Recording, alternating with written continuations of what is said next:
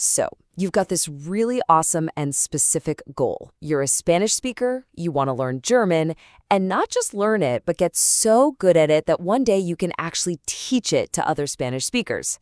Well, you are in exactly the right place. This isn't just about learning vocabulary. It's about building a bridge between two worlds and using your Spanish as an absolute superpower. Let's break down the roadmap to get you there. Here's our game plan for today. We're going to walk through 3 distinct phases, taking you from the absolute basics all the way to thinking like a real teacher.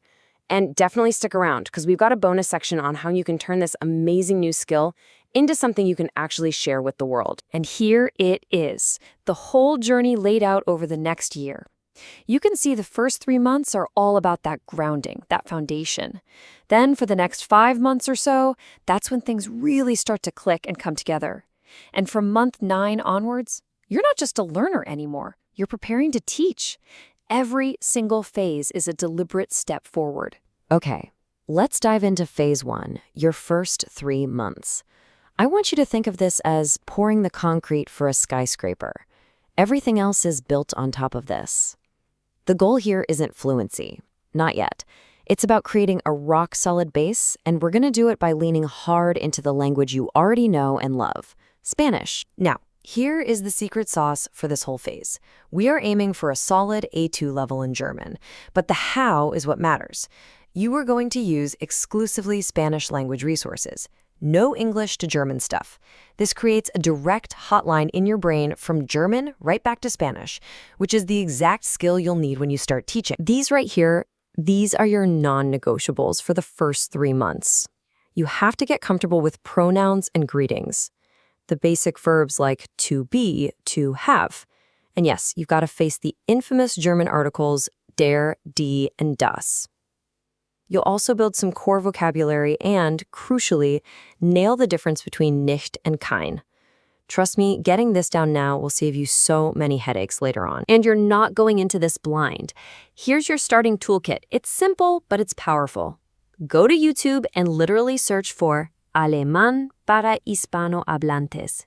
Set your apps like Duolingo to the Spanish-German pairing, and this is a big one. Create your flashcards in Anki so they go from Spanish to German. This trains your brain to produce the language, not just recognize it. All right, you've made it through the first 3 months. The foundation is set. Welcome to phase 2. This is going to take you from about month 4 to month 8. And the subtitle says it all, really. We are making a huge shift from just knowing facts about German to actually using it to express your own ideas. This is where the language truly comes alive. So, our new target is a solid B1 level. What does that mean? It means you can handle most everyday situations, you can understand the main points of a conversation, you can tell a story. But look at that last part on the slide. Start thinking like a teacher.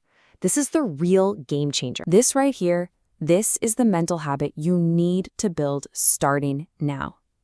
Every single time you learn a new grammar point, a tricky new concept, I want you to stop and ask yourself this exact question. Okay, how would I explain this to another Spanish speaker? Just doing this will force you to understand the topic on a much, much deeper level. And this is your superpower in action. Look at this. The German case system can feel so scary, but as a Spanish speaker, you already get it. The nominative, that's just el sujeto. The accusative, it's your objeto directo. And the dative, objeto indirecto, it's not some crazy new idea, it's just a new set of labels for concepts you already have in your head. So, armed with this new teacher mindset, you are ready to tackle the next layer. We're talking modal verbs, so you can say things like I can or I must. The past tense, so you can finally talk about what you did last weekend. And connectors like weil because and aber but. These are the glue that will make your German sound so much more natural and sophisticated. And now we hit the final phase, kicking off around month 9. This is where you fully step into your goal. You're not just a student who might teach someday. No, from this point on, you are actively learning German with the direct intention of teaching it. It changes everything. Our goal is to hit a B2 level, which is a huge step up in fluency. And you're going to get there not just by consuming more German, but by constantly producing explanations about it. Your main way of practicing German now is practicing how to teach it.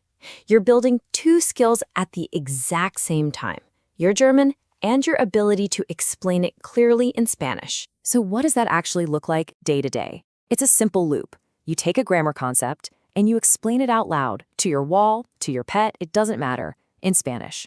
Then pull out your phone and record yourself giving a little micro lesson. Maybe even sketch out a simple visual aid. Before you know it, you're not just practicing, you're outlining your future course. And this is where it gets really, really fun. You start putting yourself in your future student's shoes. What were the things that confused you the most? What questions did you have?